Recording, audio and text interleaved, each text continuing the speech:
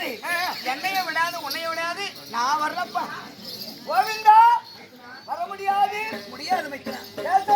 மைத்தனா முடியாது. முடியாது மைத்தனா. ஓய் அண்ணா, என்ன மரியாதை குறைகிறது? வர முடியாது. முடியாது. முடியாது. முடியாது. அண்ணா நீச்சு போய்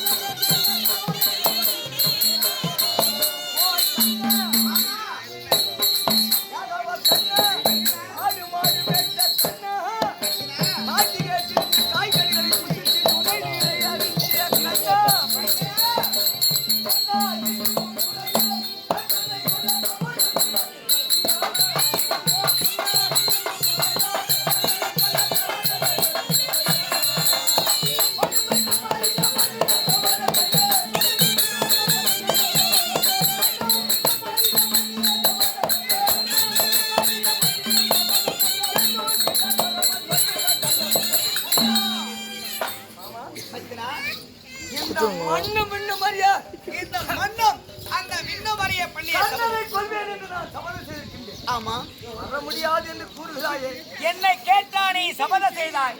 நீ சபதம் செய்தாய், சென்று கொன்று விட்டு வா. அதற்கு நான் எதற்காக வர வேண்டும்? மாமா அந்த மாத்தி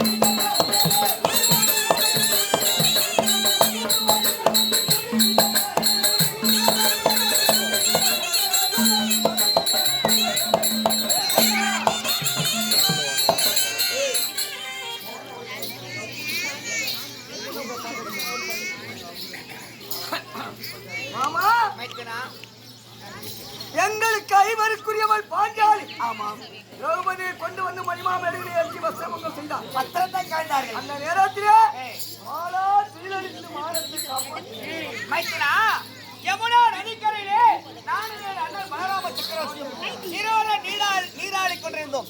அந்த நேரத்தில் என் நீச்சல் துணியானது அந்த ஆற்றிலே அடித்து சென்று விட்டது. அப்பவே மாமா கோமணம் கட்டிக்கிறார், ஜட்டி போடல, இப்பதான் ஜட்டி ஏற்பட்டது. அப்பெல்லாம் கோமணம் தான்.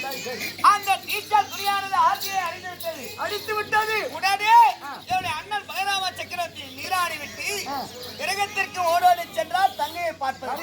போயிட்டார். ஆமா, நீ மட்டும் எங்க இருக்கிற? அண்ணா எங்கே?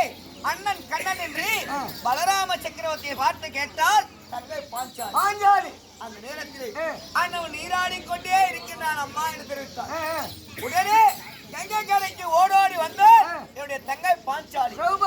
ஆமா, வருகின்ற நேரத்தில் அண்ணா கரையேறி வாருங்கள், உணவை அருந்துங்கள் என்று தெரிவித்தார். தெரிவித்த உடனே தங்கா பொழுது சாயட்டும், நான் வருகிறேன், நீ சென்று விடம்மா என்று குறைத்து. ஏன் ஆடை இல்லாமல் இருக்கின்றேனே? ஆடு இல்லாமல் தளத்திலே இருக்கிறாய். ஆமா, ஒரு மனித ஆடு இல்லாத தளத்தில் இருக்க கங்காதியா பேச நீ இருக்கலாமா? இருந்தாலும் இந்த ஆடை அடித்து விட்டது, சென்று விட்டதே.